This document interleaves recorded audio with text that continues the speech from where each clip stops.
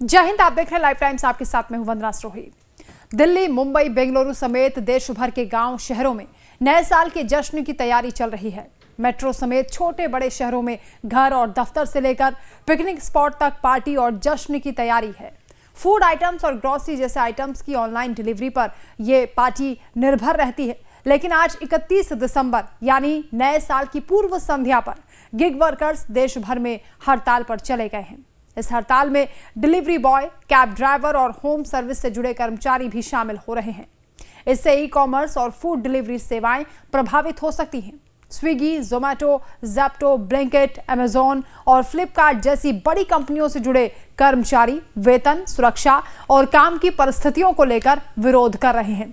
यह हड़ताल Indian federation of app based transport workers और Telangana gig and platform worker unions ने बुलाई है। इससे पहले 25 दिसंबर को भी यानी क्रिसमस के दिन इसी तरीके से हड़ताल हुई थी, जिसका सबसे ज्यादा असर गुरुग्राम में देखने को मिला, जहां कई इलाकों में फूड डिलीवरी में काफी देरी हुई। हालांकि दिल्ली और नोएडा में इसका असर उस दौरान कम रहा था। चलिए अब आपको बताते हैं कि स्विगी, जोमैटो, ज़ेप्टो, ब्लिंकिट के कर्मचारी आखिर हड़ताल क्यों कर रहे हैं और उनकी मांगे क्या हैं। दरअसल कम से कम न्यूनतम मजदूरी के बराबर आय की गारंटी वो चाहते हैं। एक साफ और पारदर्शी वेतन व्यवस्था चाहते हैं, जिसमें कैब ड्राइवर्स के लिए कम से कम 20 रुपए प्रति किलोमीटर के हिसाब से उन्हें भुगतान किया जाए। दिन में 8 घंटे और ज्यादा काम करने पर ओवर टाइम भुगतान उन्हें मिले। इसके अलावा हादसा, बीमारी या फिर आपात स्थिति के लिए बीमा और सामाजिक सुरक्षा मुहैया कराई जाए। 10 मिनट डिलीवरी जैसे मॉडल को बंद करना, क्योंकि इससे फास्ट और अनसेफ ड्राइविंग बढ़ती है। इसके अलावा कर्मचारियों ने सुरक्षित कामकाजी माहौल की भी मांग की है।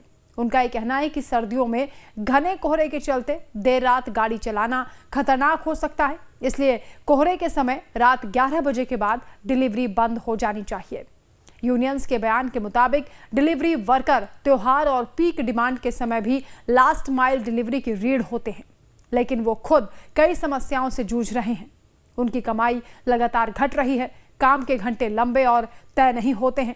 डिलीवरी के लिए मिलने वाली लोकेशन भी कई बार अनसेफ होती है, असुरक्षित होती है। इतना ही नहीं, कंपनियों की ओर से कई बार उनकी आईडी बिना वजह ब्लॉक कर दी जाती है और उन्हें बुनियादी सुविधाएं और सोशल सिक्योरिटी भी नहीं मिलती है। यूनियन ने केंद्र और राज्य सरकारों से तत्काल हस्तक्षेप करने की अपील की है। उनका यह कहना है कि प्लेटफॉर्म कंपनियों के लिए स्पष्ट रेगुलेशन, लेबर प्रोटेक्शन का सख्त पालन और गिग वर्कर्स के लिए सामाजिक सुरक्षा ढांचे को प्रभावी ढंग से लागू होना जरूरी है। इस हड़ताल का असर मेट्रो सिटीज के साथ साथ बड़े टियर 2 शहरों में भी दिखाई दे सकता है। खास बात यह है कि हड़ताल ऐसे वक्त में हो रही है जब सरकार ने हाल ही में गिग और प्लेटफॉर्म वर्कर्स को औपचारिक मान्यता देने की दिशा में अहम कदम उठाया है। 21 नवंबर 2025 को लागू हुए कोड ऑन सोशल सिक्योरिटी के तहत डिजिटल प्लेटफॉर्म्स और एग्रीगेटर्स को अपने सालाना टर्नओवर का 102% एक डेडिकेटेड सोशल सिक्योरिटी फंड में जमा करना अनिवार्य किया गया है। सरकार के मुताबिक इस फंड का इस्तेमाल हेल्थ कवर, एक्सीडेंट इंश्योरेंस और मैटरनिटी बेनिफिट जैसी योजनाओं के लिए किया जाएगा। इसके अलावा आधार लिंक्ड यूनिवर्सल अकाउंट नंबर की व्यवस्था से सोशल सिक्योरिटी बेनिफिट्स को भी पोर्टेबल बनाने का प्रावधान किया गया है।